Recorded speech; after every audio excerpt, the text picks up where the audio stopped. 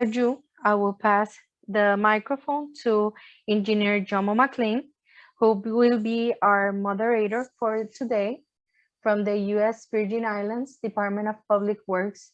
Jomo, it's all yours. Thank you. Good afternoon to everyone, and welcome to, like Emily said, welcome to day 2 of the Territorial Pay Exchange Virtual Summit.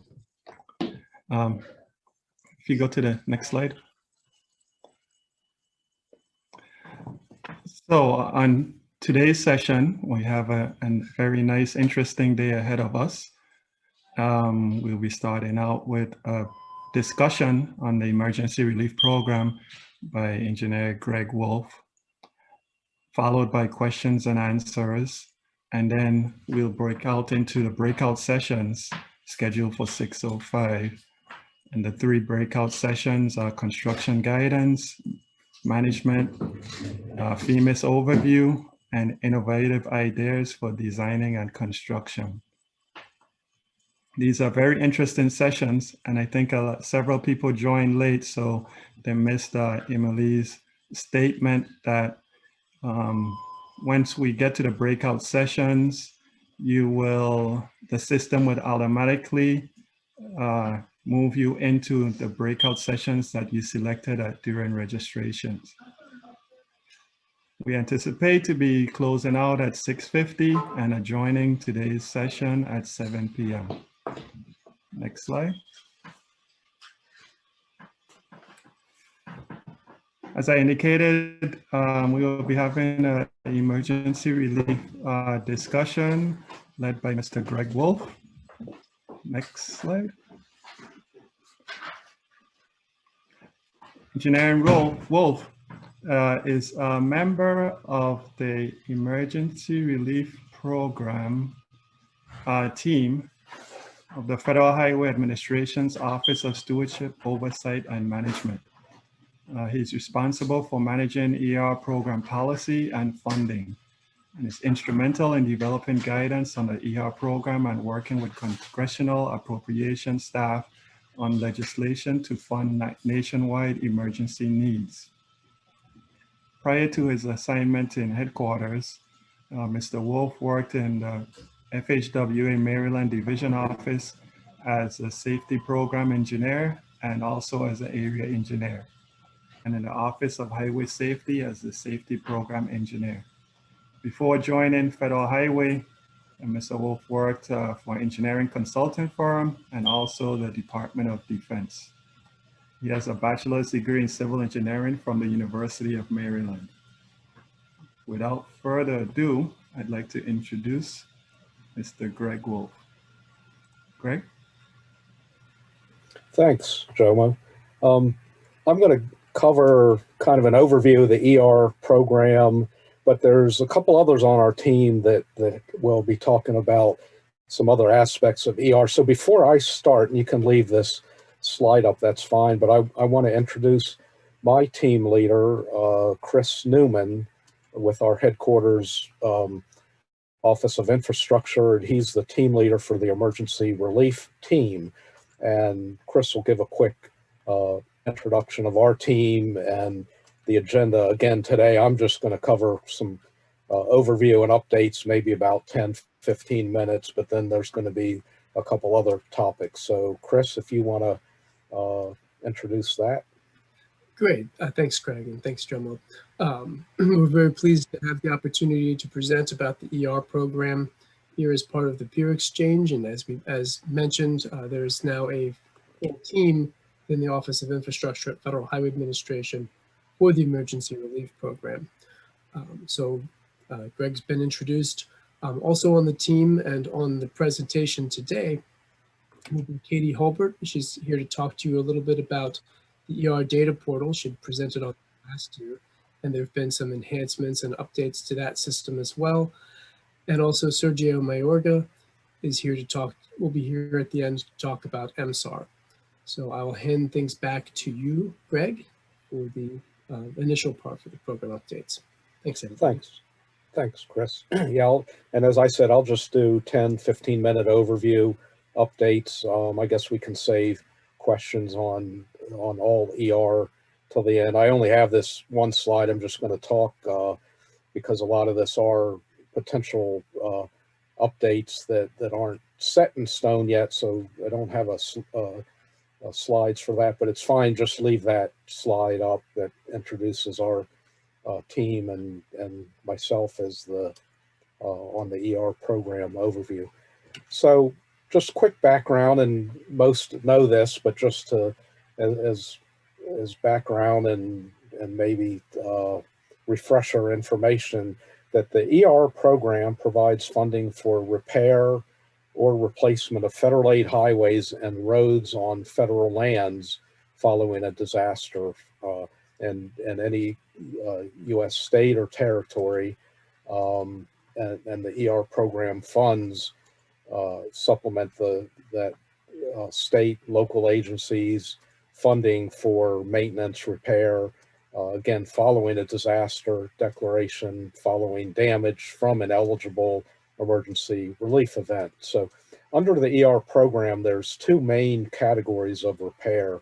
There's emergency repairs and permanent repairs. I'm going to talk a little more about that in a few minutes too, because some of that terminology has changed, and I'm going to be discussing some recent policy memos that relate to that. But emergency repairs are those that minimize damage, protect facilities, or restore essential traffic.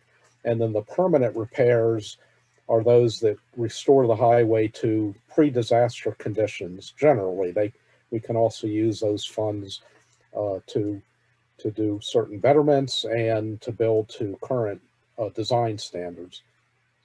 So as you may know, the federal share for ER and the territories is 100%. And I'm defining that under the current statute that lists American Samoa, Guam, Northern Mariana Islands, and U.S. Virgin Islands as territories eligible at 100% for ER.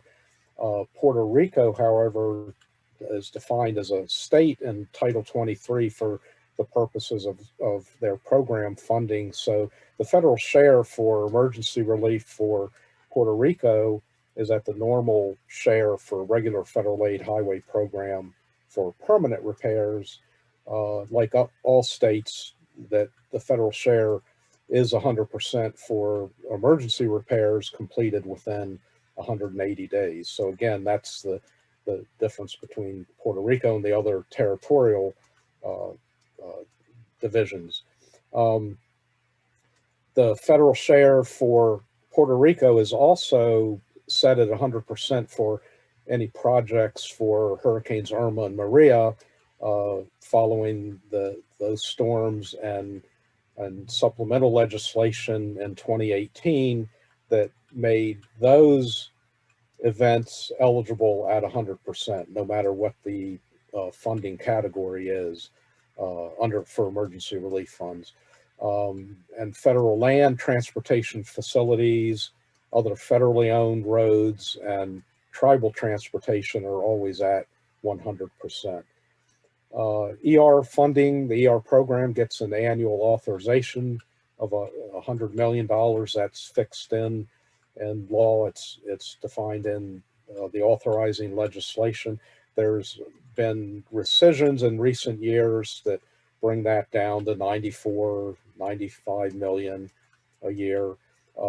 As you know, that amount falls far short of nationwide needs for ER, so often Congress will move to provide supplemental appropriations to supplement the needs of states and territories that go way, well beyond that amount. There's the last supplemental we got was in 2019, an additional 1.65 billion for ER. Prior to that, it was in 2018, there was 1.374 billion to the ER program that also included some language adjusting some of the federal share for hurricanes Irma and Maria in Puerto Rico. And also in that legislation, it lifted a $20 million cap that had previously been in place for the limit of obligations for all the territories in any fiscal year. That lifted that cap through fiscal year 2019. Now, since that supplemental, Congress has rescinded that $20 million cap altogether in a fiscal year 2020 Appropriations Act. So that cap no longer applies. So that 20 million cap for the territories that had been in place is now rescinded. So quickly, I'll cover a few updates under the ER program. The ER manual update that's being revised. I'm going to talk about two new ER guidance memos. They were distributed in April. That was distributed to all Federal Highway Division offices. And then briefly updates to the ER regulation that have been initiated. And again, just give you kind of a quick overview of some of these. They're still in progress. So, you know, we wait for all of this to be finalized. But as you may know, the ER manual is currently being updated. Current draft rewrite of the entire manual combines the federal aid, ER for federal aid, or ERFA, the ERFA portion of emergency relief, and the ER for federal lands, federally owned roadways would be ERFO or ERFO. So you'll see that terminology now, ERFA and ERFO, being combined into that single manual. That draft manual is currently with our Office of Counsel for review. Has to be approved by Office of Counsel before it can be published and distributed, not published as in physically printed, but placed on our public website and distributed through an email once that's done. The rewrite, as I said, combines ERFA and ERFO portions of the program. It includes discussion of some new data tools, the MSAR, not brand new stuff, but additional discussion that wasn't included in the previous manual. That's the mobile solutions for assessment and reporting. And the other tool is the ER data portal. As Chris mentioned, both of these topics, MSAR and the data portal, will be discussed in further detail just after I finish my discussion. The ER manual includes some increased discussion of resilience and includes revisions to the discussion of emergency and permanent repair eligibility. I'll touch on that next in the two policy memos that were recently released. So when will the final manual be published? We don't know exact date, but again, it's with our Office of Counsel. It depends on the timing of the review, internal review, and the approval process, and then, of course, final approval by Office of Counsel before we can distribute and post that on a public website. So I don't know how long, could be a few months, could be longer, but it's moving along. So no commitment on a date yet, but stay tuned. So next thing I'll talk about is the two new ER guidance memos that were distributed in April. One was on estimating event damage and ER program eligible costs. The other one was about defining and managing ER repair activities eligible for 100% federal funding. So the first one on estimating event damage and eligible costs, the memo emphasizes the importance of keeping event damage estimates up to date. Divisions should ensure total event estimate and obligation plans are updated within the first 6 months of the event. And again, the data portal will be used for doing that. And then subsequently every 6 months. And then finally, the memo emphasizes that within 2 years of an event, the division should consider the estimate to be final. Now, certainly there can be exceptions to that, but we don't want these estimates to drag on into time, and it helps the divisions and the states and the territories when these estimates are accurately reported as soon as possible, because as I mentioned, the program often relies on Congress to provide supplemental appropriations. So when they know what those estimates are, again, looking out as far as possible to know what the needs are into the future, it only helps the states and territories by allowing Congress to more accurately reflect those needs in any legislation, such as supplemental appropriations to provide additional money for the program. The second memo, defining and managing ER repair activities eligible for 100% federal funding. Now, this provides an expanded description on the determination of eligible emergency repairs. As I mentioned, that's a definition. It's from our statute that defines emergency repairs as minimizing the extent of damage, protecting remaining facilities, and restoring essential traffic. But in the past, we've held fast to restricting that to temporary type work, but not permanent repairs that are going to be permanently incorporated into the fix. Now with this memo, we don't change that legal definition. The statute still applies, the regulations still apply, but there's some flexibility with allowing work that is of a temporary nature, but may be permanently incorporated to still meet that definition of emergency repairs and therefore be eligible at 100%. There's no requirement that emergency repairs be removed and replaced if they also serve the needs of the permanent repair solution. So that would be more efficient, and we want to get the work done as quickly as possible, as efficiently as possible, without having any repeat work needing to be done, or having the contractor have to go in, do some emergency temporary work, and then come back and continue permanent repairs. So it again, it gives some flexibility in that situation.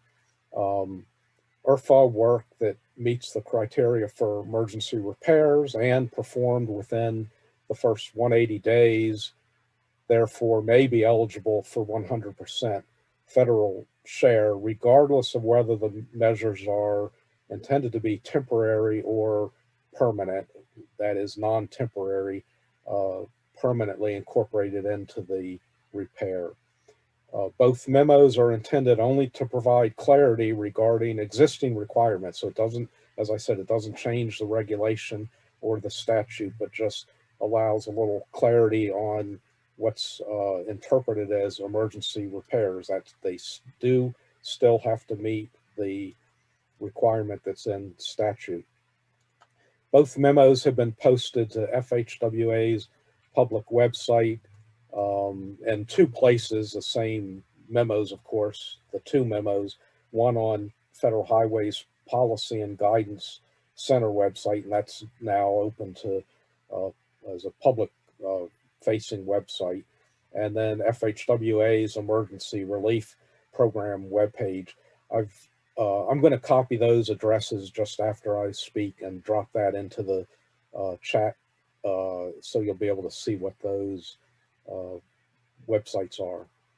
And finally, on that, the memos will be incorporated into the upcoming revisions to the Emergency Relief Manual, which, as I said, is undergoing review with our Office of Counsel.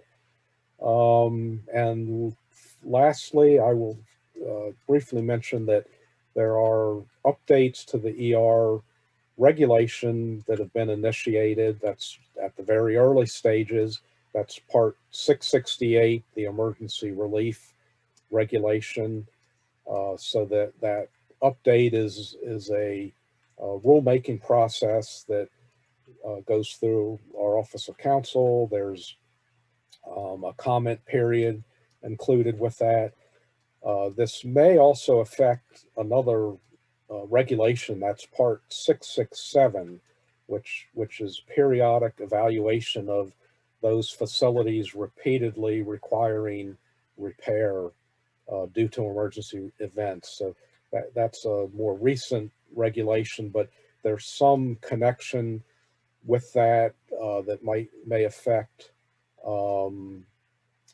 let's see, might affect updating certain requirements such as deadlines that have already passed under 667 and any other changes that Part 668 may affect on Part 667. So the main rulemaking effort is Part 668, emergency relief, again, and possibly some change to 667 as needed.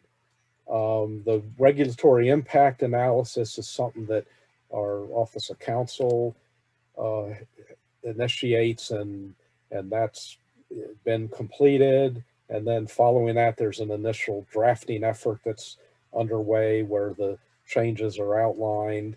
The rulemaking, again, it's just starting, so I can't provide any detail on exactly what it'll look like, but there's lots of review ahead through council, through a public comment period. But the proposal is to provide additional emphasis and clarification on eligibility of resilience improvements and other revisions to address current ER program priorities. As I mentioned, related revisions to Part 667 may result in some change to that regulation too. So the next steps for the rulemaking process: Office of Counsel has to provide a clearance, Federal Highway Administrator has to approve, then it goes on to the Office of the Secretary, DOT, for a review and their approval, and then there's a notice of proposed rulemaking publication and a comment period following that. So again, this can move on into end of this year, into next year, and then comment period and beyond. So don't have any established dates yet, but just to let everyone know that that is a process that's been initiated and will continue to move forward. That's it for the overview, and I'll pass that back to Chris or others on the team that pick that up. I'm available to respond to questions. I don't think we're doing it right now, but I guess at the end of the session. Great, thank you, Greg. For the next part, I'll hand things off to Katie Holbert to talk to you about the Emergency Relief Data Portal.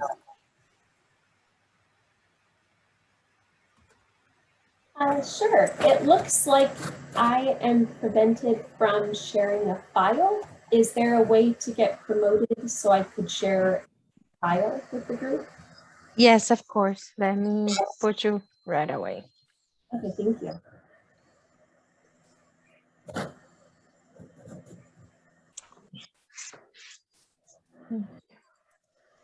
Jomo and Mali.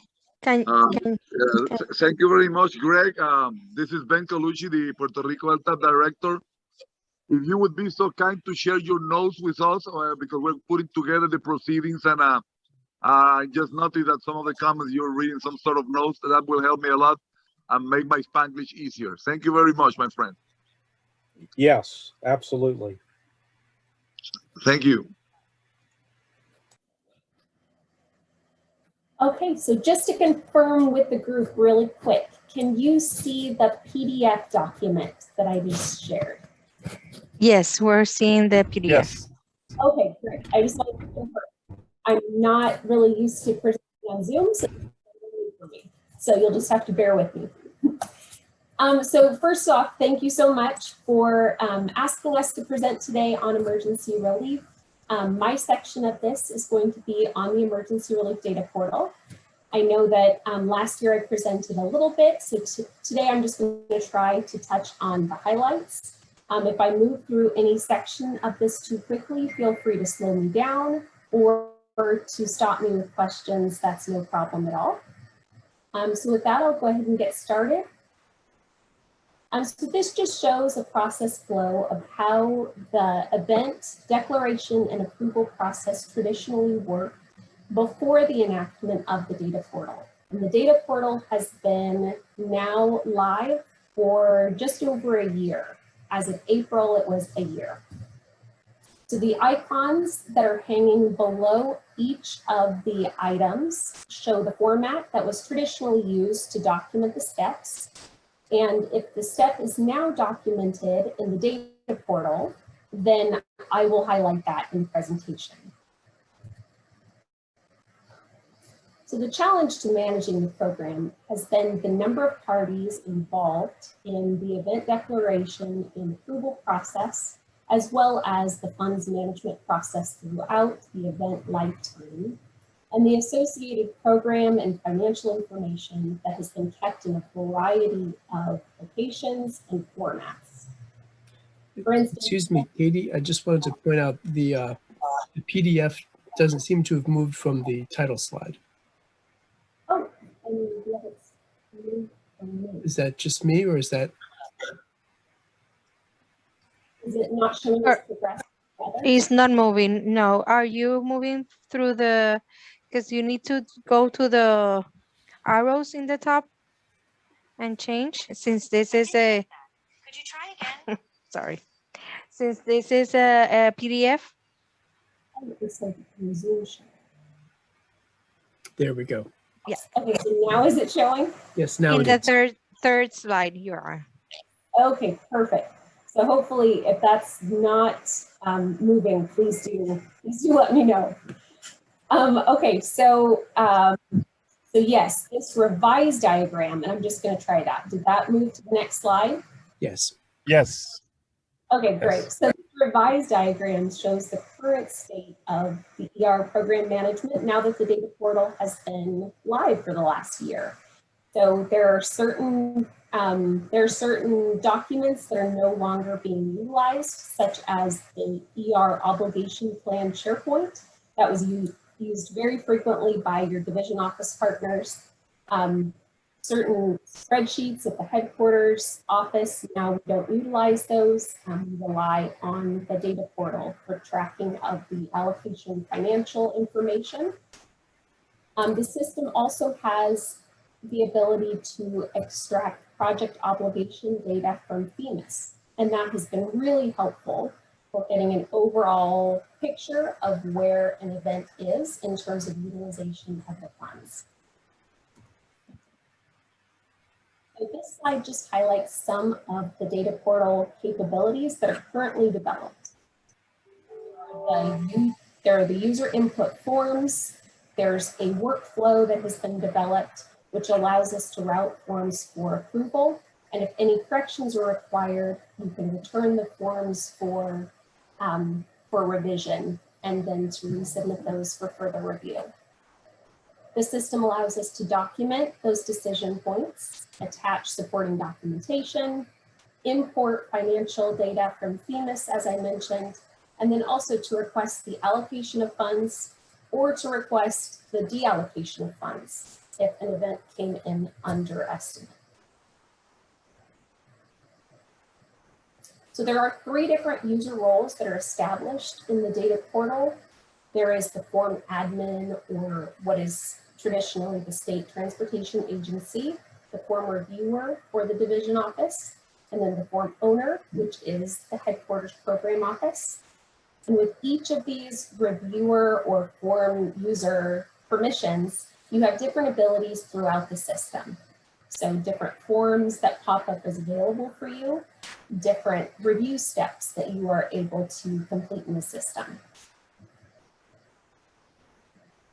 And this slide just shows a listing of all of the forms that are currently developed in the system. And some of these have been finalized since the presentation last year. So the quick release request form, obligation plan. There have been some revisions to that form since the last presentation. Emergency event form, the site assessment form, which is also the DDIR, and then the program of projects. So all of those forms are live in the portal for use. And I just have populated here the criteria for when you would populate this form. And I'm happy to provide this presentation for use after this.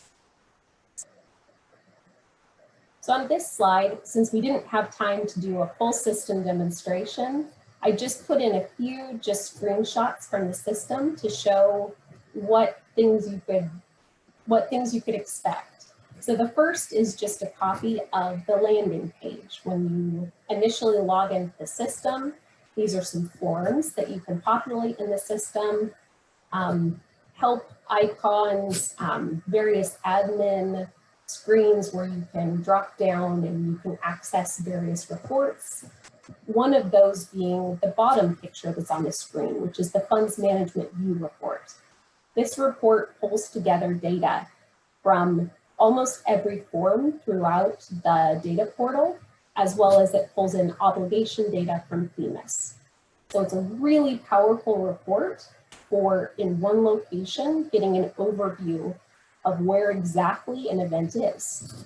With this one report, you can see how much the event estimate is. Of that amount, how much will be allocated, what is the unmet need, how much is currently obligated. So if you go more over to, I'm not sure if it's my right or your left, there's also some financial measures over to this side as well. So there's the search capability. You can type in just the beginning of your state or your territory name, and all of your records will pop up for you.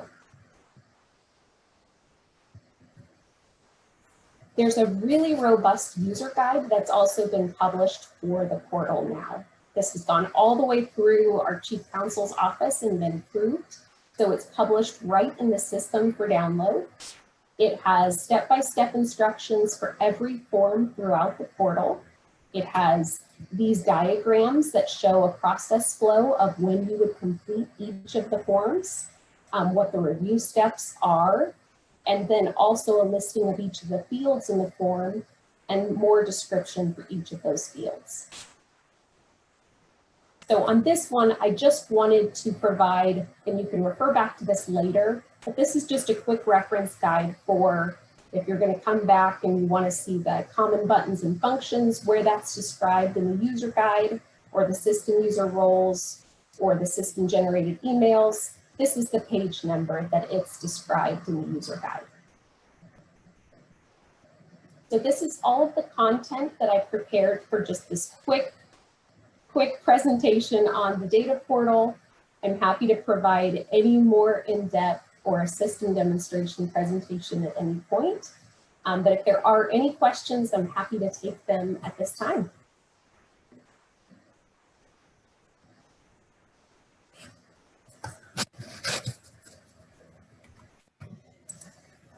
Great, thank you, Katie. If there's no questions immediately, all of us will remain on the line after the presentations, and we'll be more than happy to take questions at that point.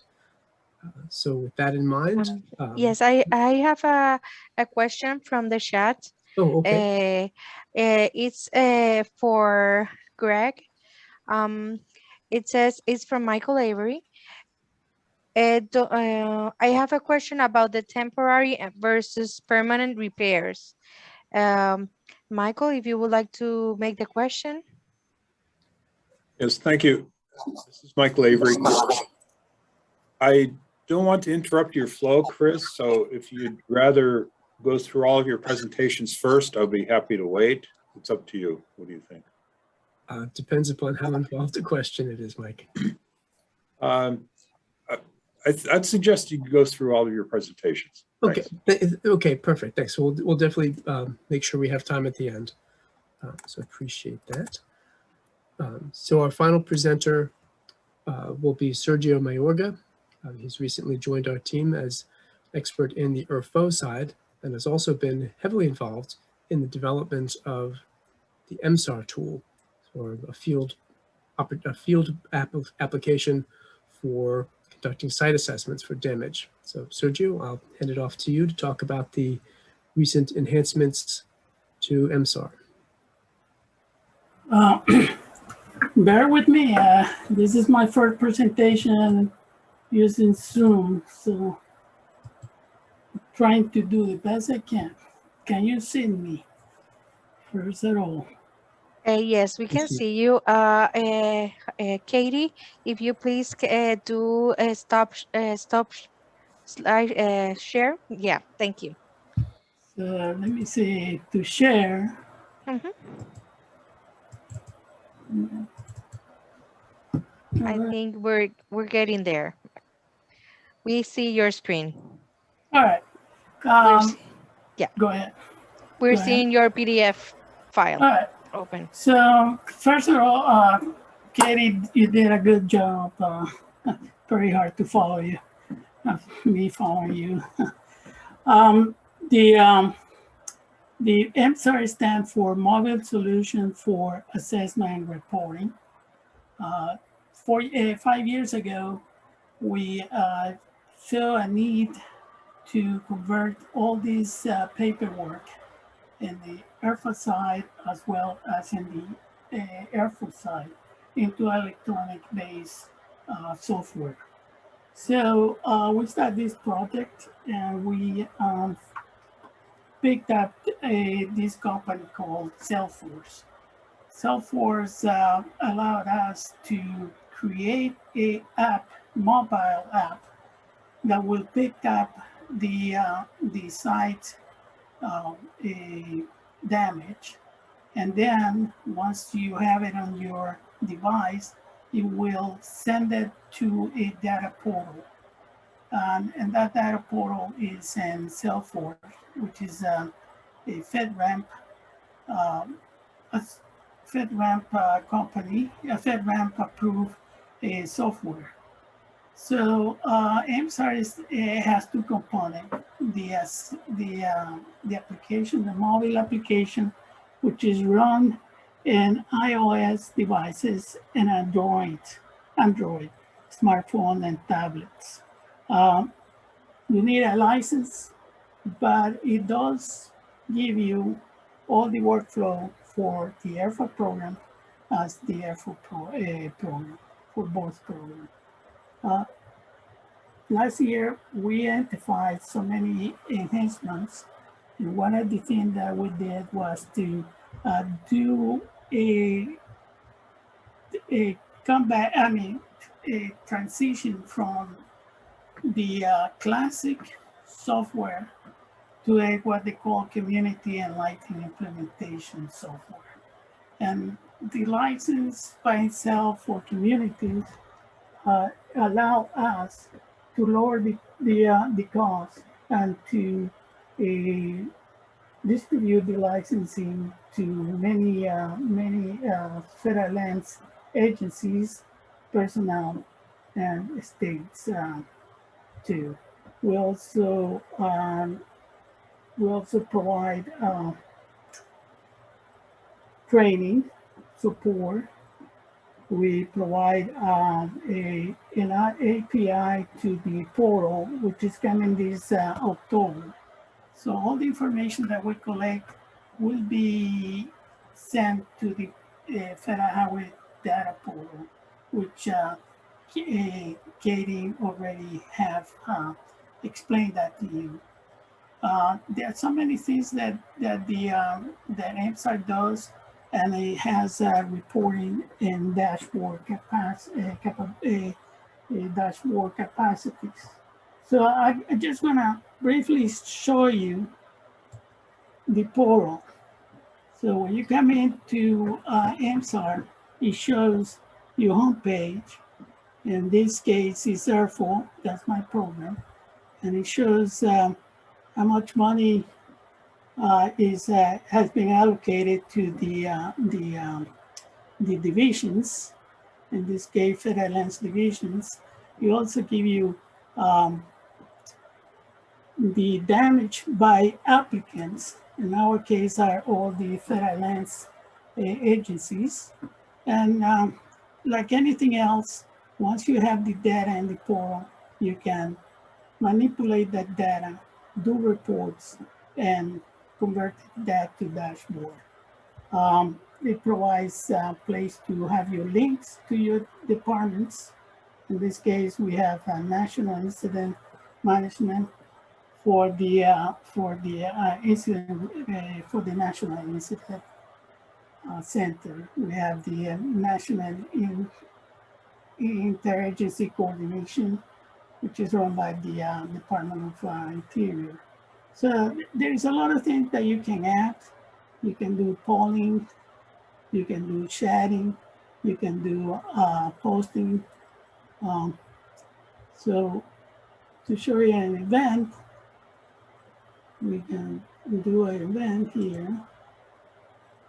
And this is what it is showing to be the Hurricane Irma, the declared events. So these are forms that you fill out. You can do it in the field or in the portal.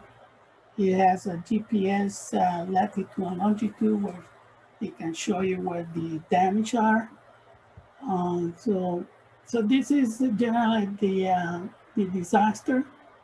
If you want to see let me show you the DDIR. This happened to be for the Forest Service. So it has all this information that you will have. You can do it either through the app or you can do it through the data portal. Show you the emergency repairs, the permanent repairs, facilities, type of facility. They also have description of the damage, scope of work, and your total of your permanent and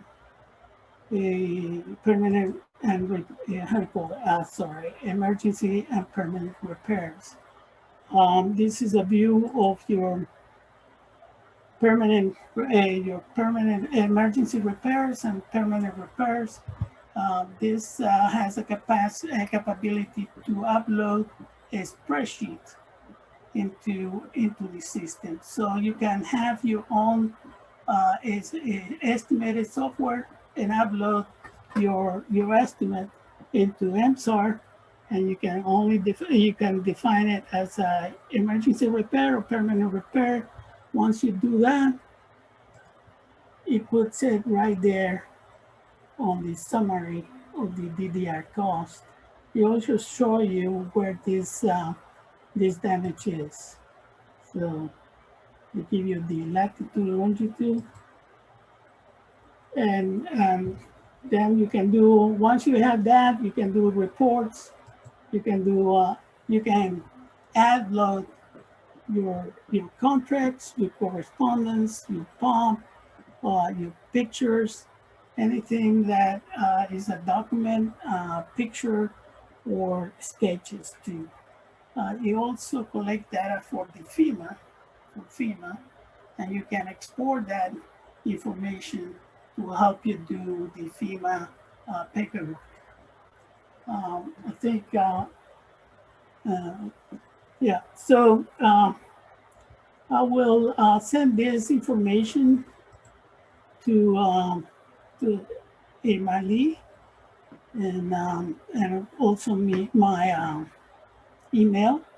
So if you have any questions regarding the MSAR use and how you can get licenses, or if you want to try it, or if you got any questions, we can provide the information to you. As a reminder, we provide training, support, and get some time too. Thank you. Demiley? Okay. Great, thank you, Sergio. Thank you. Chris?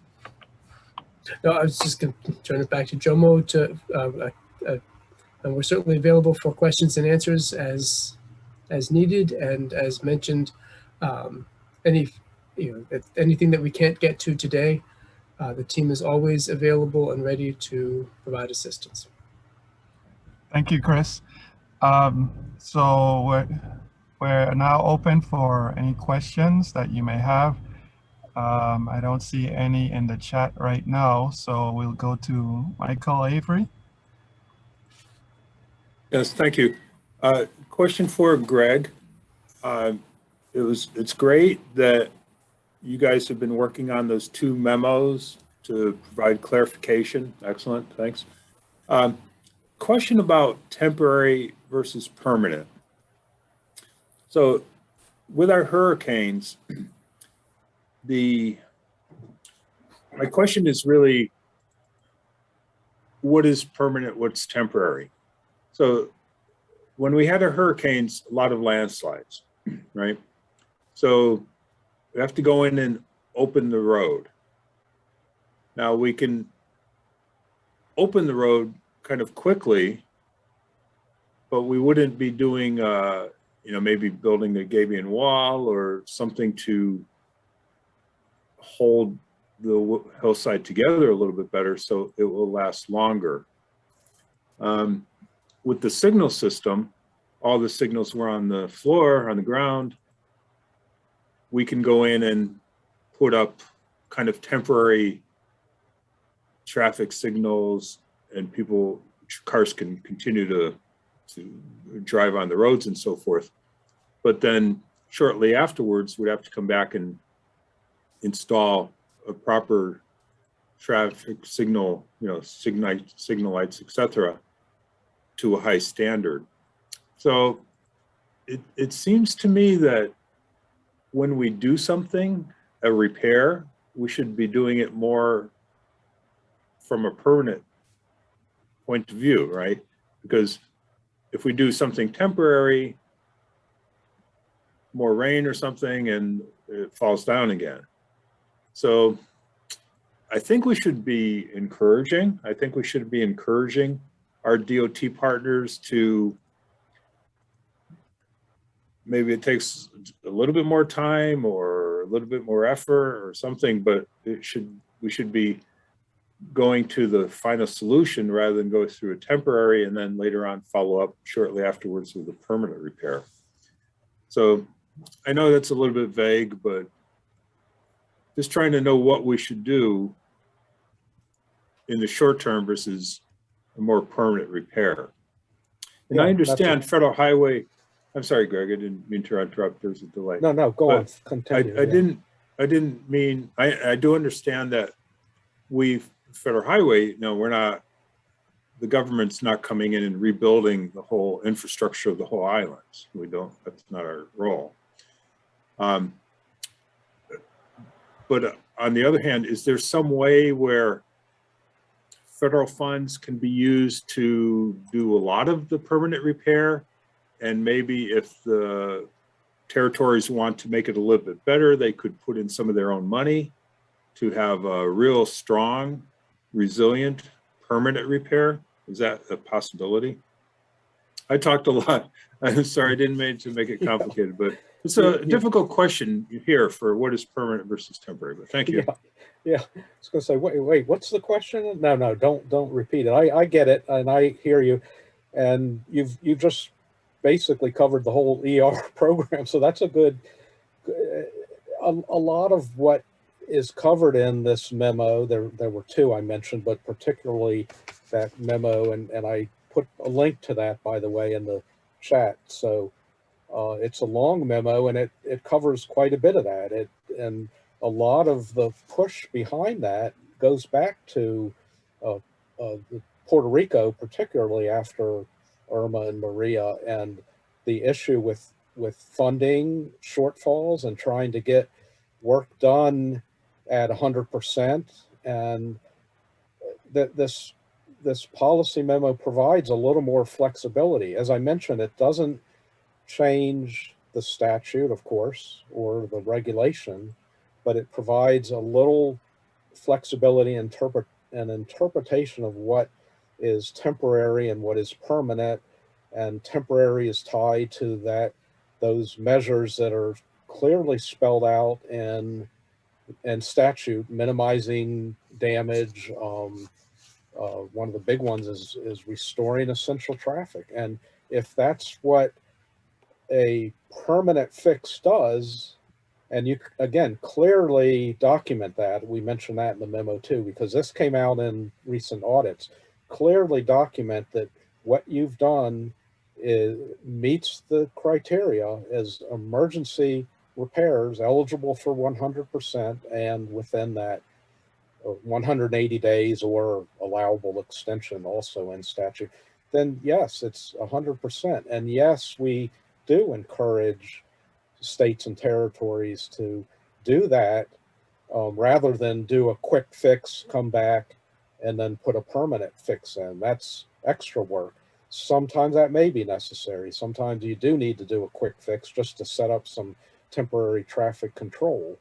That too would be eligible at 100%. But if you can do that without sacrificing any safety or protecting the roadway facilities, et cetera, and go ahead and incorporate something that is a permanent fix, but also and clearly meets the definition of emergency repairs in statute, then yes, it's eligible at 100%. And yes, that would be encouraged.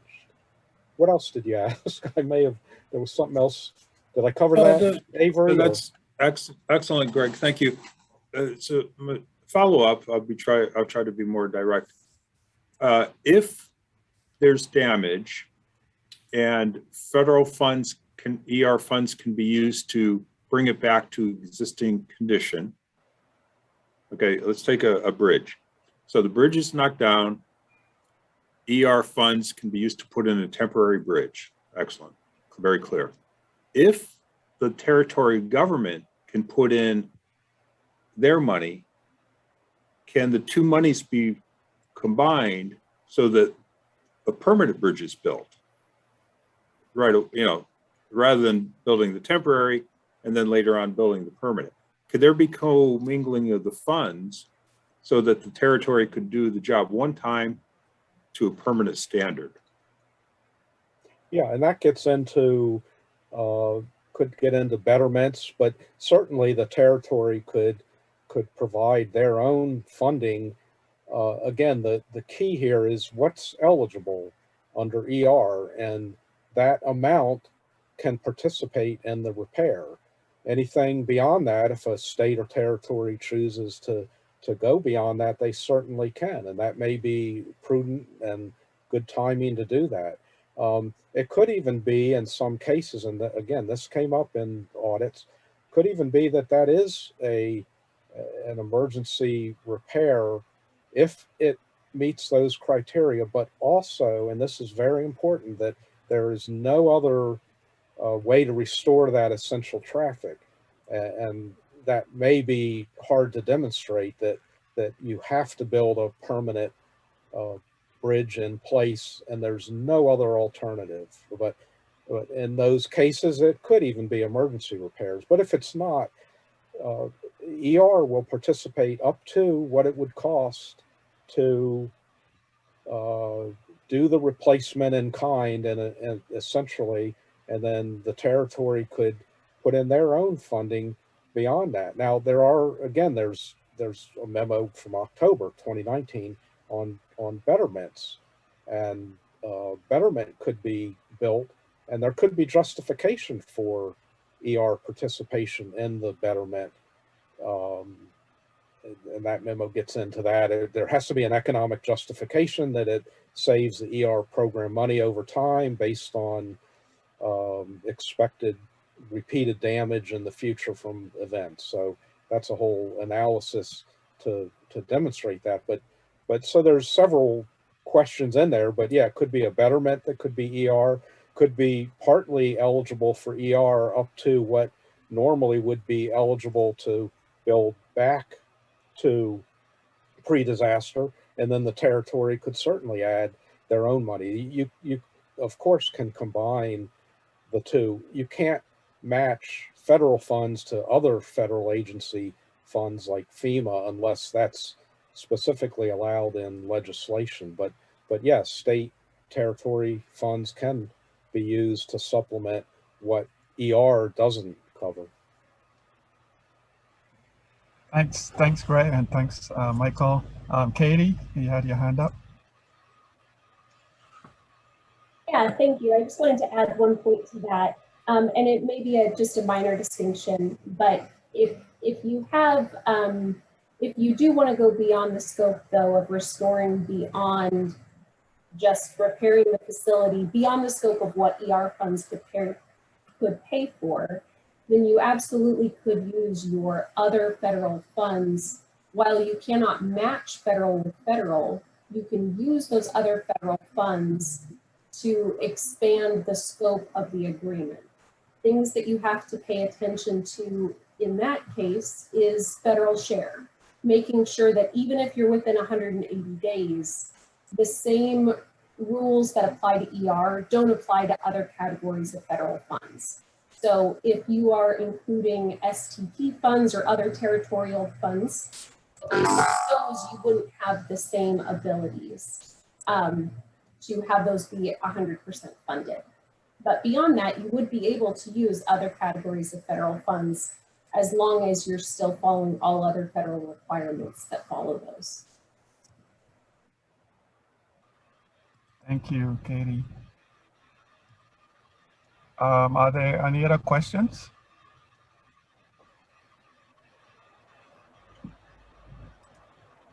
Not in the chat. One question.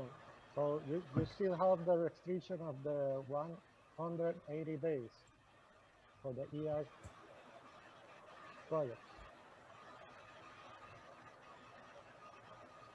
Repeat your question.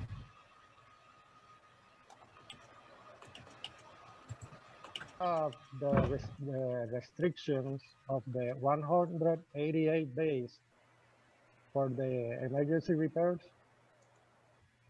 So if the territory choose to provide a more permanent repair,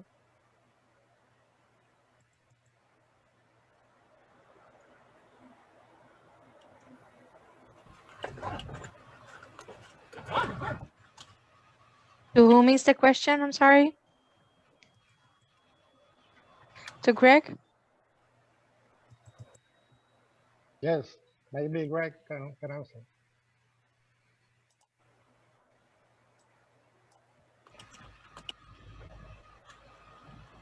Greg, we Yeah, can hear you. I Came through very faintly. I started, yeah, I had it mute, and I'm trying to, I barely heard that too. Something about the 180 days, an extension to that, is that the question? Miguel, can you repeat? Yeah, basically, if you have to comply for the emergency repairs with the 180 days, if the territory choose to make a more permanent repair. Yeah, the 180 days, the emergency repair eligibility is at 100% in that 180 days, and then there can be an extension to that only on a site-by-site basis when they can't reach that a site to assess costs. So then there could be an extension to that 180 days, but the emergency repair work is limited to that 180 day or the extension. They could go beyond that and for work that is of a permanent nature, if that's the question. The 100% share would still apply to a territory. That's not the case for states or Puerto Rico, but there's contract requirements that apply to that emergency repair definition as well. Right. So just following up on that. So if there's, let me see if I understood part of his question correctly, is so if I guess in Puerto Rico, if you do a permanent repairs within the 180 days, is that's applicable? The cost sharing is applicable in that case? the cost share would be applicable if it's not, Permanent. if it's permanent, but not, see, and again, in this recent policy memo, we distinguish between those permanent repairs that might be, meet that definition of temporary or emergency repairs under the statute. That is, let's say the permanent repair restored essential traffic or was to protect the remaining facilities. It was a retaining wall that needed to be repaired to protect what would continue to be there. That type of work, even if it's incorporated permanently into the fix, could be eligible at 100% and meet the emergency repair eligibility for contracting requirements as well, if it strictly meets those definitions of emergency repair. Other type of permanent repairs that do not meet that definition, but that are permanent and are not needed to restore essential traffic or protect facilities, would be at the normal pro rata share in Puerto Rico, even within 180 days. So that 180 days doesn't make everything necessarily eligible at 100%. And again, in the territories that are eligible at 100% anyway, there's still contracting requirements that would need to be met. Okay. Beyond just the federal share. That's all. Okay, thank you. I know, Doris, you have your hand up. Is that related to the question that you had in the chat? Oh, unmute. No, it's different. So further to the emergency and permanent repair, fix. The emergency repair, it's clear as far as the timeline within 100 days or eligible extension. What about is there a timeline for permanent fix work? In the past, we've been informed money will be available until extended. Correct. Yeah, that the 180 days is just the limit attached to identify what's eligible in that emergency repair category. But yeah, permanent repairs, again, that don't meet emergency repair criteria in statute, whenever they're done within the 180 days, beyond the 180 days, are going to be eligible at the normal pro rata share for that roadway. And no, there isn't a limit per se to the permanent repair because the funds are available until expended. But there are other limits in regulation about construction obligation requirements within 2 years following the fiscal year of the disaster. So there are requirements that projects continue to advance, and even there's allowance for extensions to that are approved. But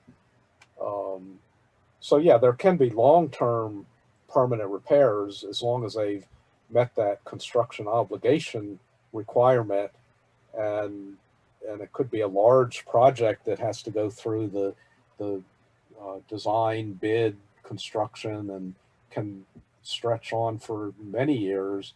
And there can be other reasons for extensions. There can be permitting issues, even legal issues that could delay a project. But those funds, ER funds, do not lapse. They are available until expended. Yes. Thank you. We need to move on to the breakout sessions now.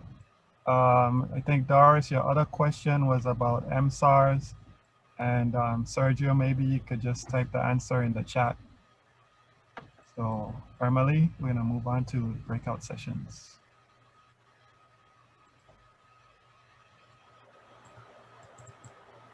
if I get them. Okay. Will you be talking about the speakers first, or okay? Yes. So in room 1, we're gonna have the construction guidance management breakout session, and the speaker for that is Engineer Roy Siegel. Roy is works for the Resource Center, which provides support to the division office, various DOTs, consultants, and contractor partners. Supports the delivery of Resource Center sponsored contract administration workshops nationwide, as well as e-ticketing as a part of Federal Highways Everyday Counts 6 initiative.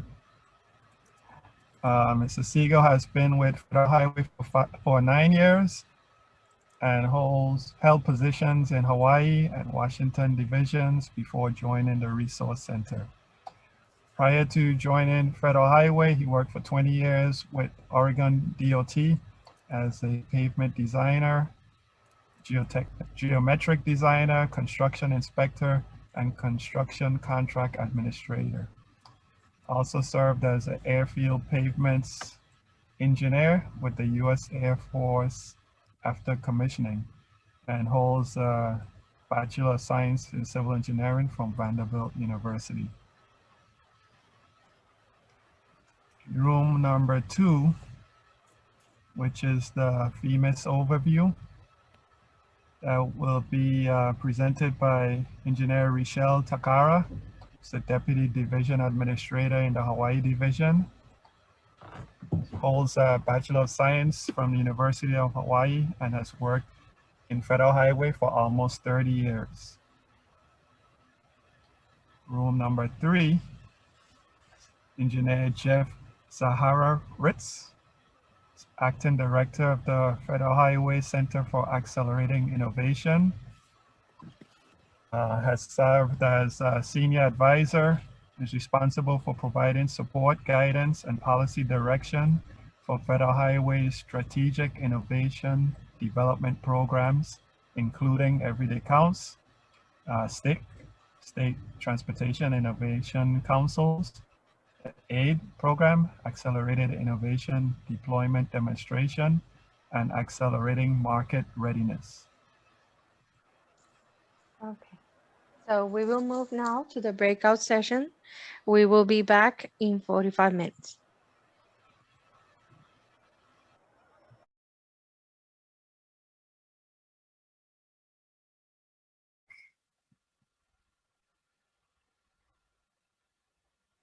Okay, we're back. It's about 6:50, 6:54, and I hope that the other 2 breakout sessions was as interesting and enlightening as the one that I was in. So closing remarks.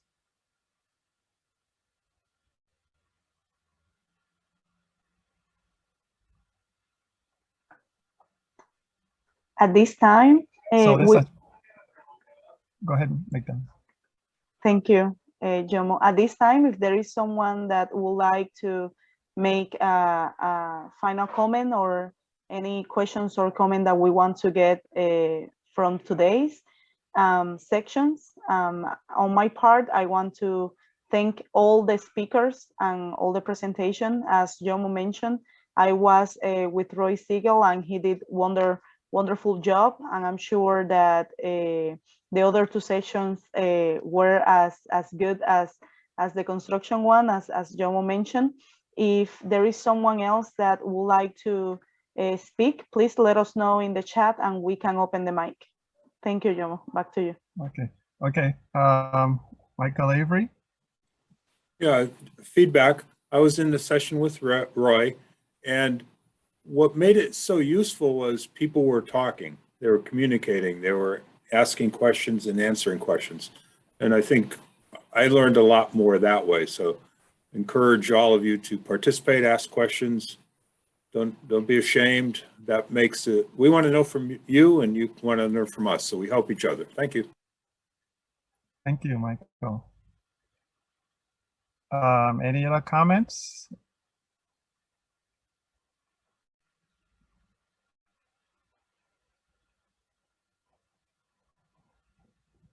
No other comments.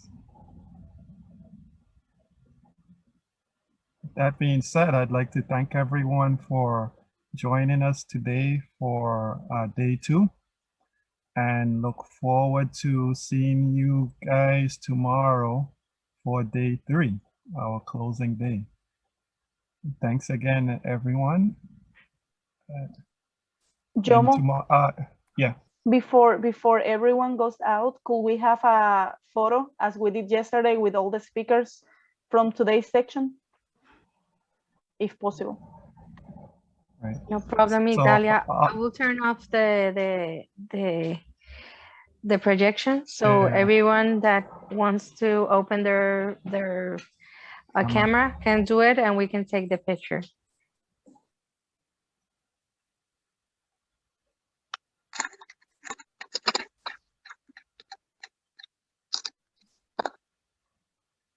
And Mali, in the meantime, tomorrow, on day 3, Michael Avery will be the moderator, and all the presentations, as everyone knows, if they can send us the PDF from today's presentations, and those tomorrow, so we will put everything together on our website. Okay. So everyone that wants to be in the photo, please open your mics. Your cameras. Your cameras. I'm sorry. Your cameras. Okay. I got everyone. Okay, let's go.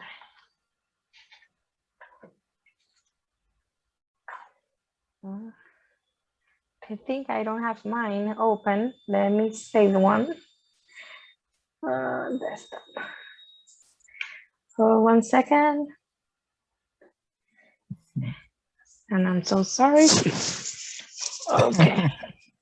Yeah, I have 2 computers. I'm like crazy here.